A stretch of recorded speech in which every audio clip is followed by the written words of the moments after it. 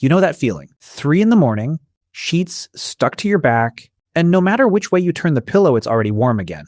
You reach for your phone, check the temperature, sigh, and go back to lying there awake. Annoying. Uncomfortable. Solvable in about 4 minutes if you actually get up and turn on the air conditioning. Now take that same night and remove every modern option. No fan, no cold water from a tap, no screen to distract you while you wait it out. Just your body, a temperature that refuses to drop, and a night that has to somehow be survived before the sun comes up and makes everything worse. That wasn't a bad week for ancient humans. In huge portions of the world they lived in, that was most nights for most of the year. Here's the part that should genuinely unsettle you. Heat doesn't just ruin your night. It's one of the only environmental threats that can kill you slowly, quietly, without a single dramatic moment, purely through the failure of your own internal thermostat. Start with the actual mechanism because it's more specific than just feeling uncomfortable. The human body needs to shed heat constantly, and it does that almost entirely through sweat evaporating off the skin. That system works brilliantly right up until the surrounding air gets humid enough that sweat stops evaporating and just sits there doing nothing. Once that happens, your core temperature has no way to release itself. It climbs. Your heart rate climbs with it, trying to pump more blood to the skin to cool you down, which puts strain on organs that were never designed to run a marathon while you're just lying still trying to sleep. In genuinely extreme heat and humidity combinations, this isn't theoretical. It's the specific mechanism behind heat stroke. And it can happen to a body that isn't moving at all, simply because the environment made it impossible to cool down, which means the real threat ancient humans faced overnight wasn't discomfort. It was a slow-motion version of a problem that, left unmanaged for long enough, can genuinely kill you. So the first and most basic strategy wasn't clever. It was location. Archaeological evidence from sites across Africa and the Middle East shows a consistent pattern in where ancient humans actually chose to sleep during hot season, not out in the open, not in low-lying areas where heat pools overnight. Caves, rock overhangs, and elevated ground show up disproportionately often in the archaeological record, and the reason is straightforward physics rather than any sophisticated understanding of thermodynamics. Stone holds a stable temperature far better than open air. A cave that's been shielded from direct sun all day stays noticeably cooler than the surrounding landscape well into the night, sometimes by 10 degrees or more. Ancient humans didn't need to understand why that worked. They only needed to notice, generation after generation,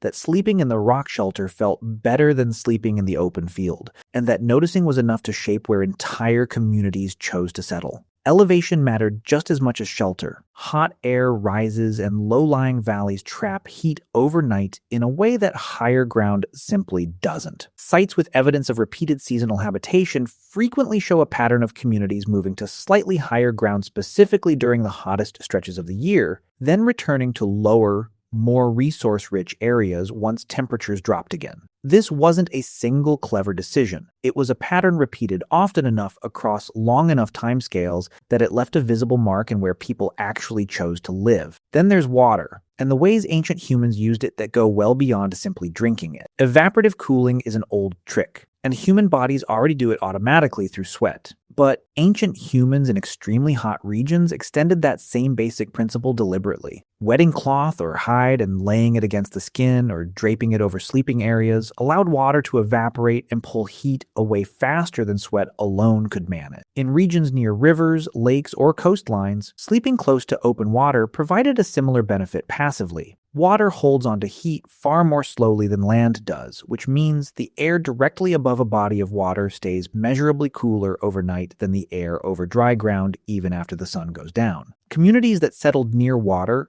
weren't only choosing it for drinking access or fishing, they were, whether they had language for the concept or not, choosing a location that came with a built-in overnight cooling system. Sleep itself changed shape entirely in extreme heat, and this is where the evidence gets genuinely interesting. Modern sleep research on populations still living without air conditioning or electricity, particularly studies conducted among traditional communities in hot climates, shows a consistent pattern that almost certainly reflects something ancient humans lived with directly. Sleep during the hottest parts of the night becomes lighter, more fragmented, and frequently interrupted, with people waking multiple times and shifting position or location to find cooler spots. Rather than fighting this pattern, many traditional sleep schedules across hot climate cultures build it in deliberately. A period of activity or rest during the brutal heat of midday, when working or sleeping normally is genuinely dangerous, followed by a longer, more concentrated period of activity once the sun goes down and temperatures finally start to drop. This pattern,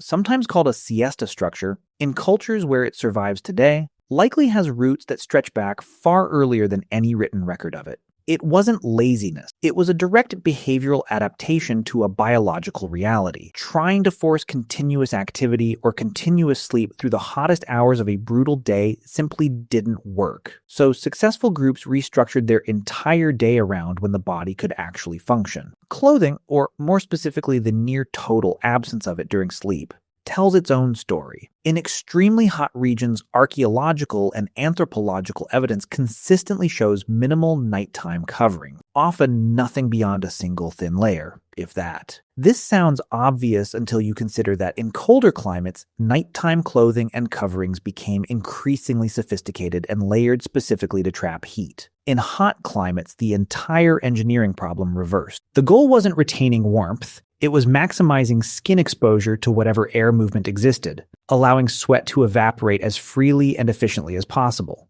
Even the materials used for what minimal covering did exist tended to favor loosely woven, breathable plant fibers over tightly bound animal hide, which traps heat far more effectively and would have made an already difficult night measurably worse. Airflow itself became something ancient humans actively engineered for long before anything resembling a fan existed. Structures in hot regions frequently show design choices specifically aimed at encouraging natural air movement through a living space. Elevated sleeping platforms, built above ground level using simple wood or stone supports, allowed air to circulate beneath the sleeping surface rather than trapping heat against bare earth. Strategic gaps and openings in shelter walls, positioned to catch prevailing wind patterns, created a basic form of passive ventilation that required no ongoing effort once it was built correctly. None of this required an understanding of physics in any formal sense. It required repeated observation of which shelter designs actually helped people sleep, and which ones didn't, refined and passed down across generations until the pattern became simply how a shelter was supposed to be built in a hot place. There's also compelling evidence that ancient humans understood something close to what modern researchers now call behavioral thermoregulation, even without any scientific vocabulary to describe it. This is simply the practice of actively adjusting your own behavior moment to moment, specifically to manage body temperature rather than passively enduring whatever conditions exist around you. Moving in and out of shade throughout the day. Timing physically demanding tasks specifically for the coolest available hours. Deliberately resting in positions that maximized skin exposure to whatever breeze was available. None of these behaviors required conscious theory. They required paying close attention to how the body actually felt in different conditions and adjusting accordingly, and that kind of learned embodied knowledge could be observed, copied, and passed down long before anyone had formal language sophisticated enough to explain the underlying reasoning behind it. Social sleeping arrangements shifted with heat as dramatically as they did with cold, though for the exact opposite biological reason. Where extreme cold pushed ancient humans to huddle tightly together for shared warmth, extreme heat frequently pushed the opposite behavior. Anthropological evidence from hot climate societies shows individuals and family units often spreading out further apart during the hottest sleeping conditions, specifically to avoid adding additional body heat to an already overwhelming environment. This wasn't a breakdown of social cohesion. It was the same underlying logic that shaped cold weather huddling, just running in the opposite direction because the actual physical problem being solved had fundamentally reversed itself. Even the timing of major physical activities reorganized itself around heat in ways that shaped entire cultures over time. Hunting, foraging, and travel across many hot climate regions concentrated heavily around dawn and dusk, the two windows when temperatures were survivable, but daylight still provided enough visibility for genuinely difficult or dangerous work. Midday in the harshest climates frequently became a period of forced stillness, not from choice or preference, but from the simple biological fact that sustained physical exertion during peak heat carried a real and immediate risk of heat stroke that groups had almost certainly learned to recognize and respect through direct, repeated, and sometimes fatal experience. All of this points towards something that's easy to overlook if you only think about ancient humans surviving heat purely as an act of physical endurance. Yes, endurance was part of it,